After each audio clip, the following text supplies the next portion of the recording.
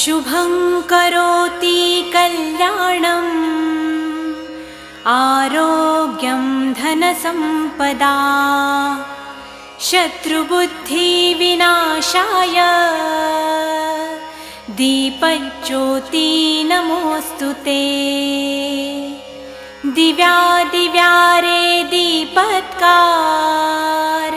कानी कुंडलमोतीहार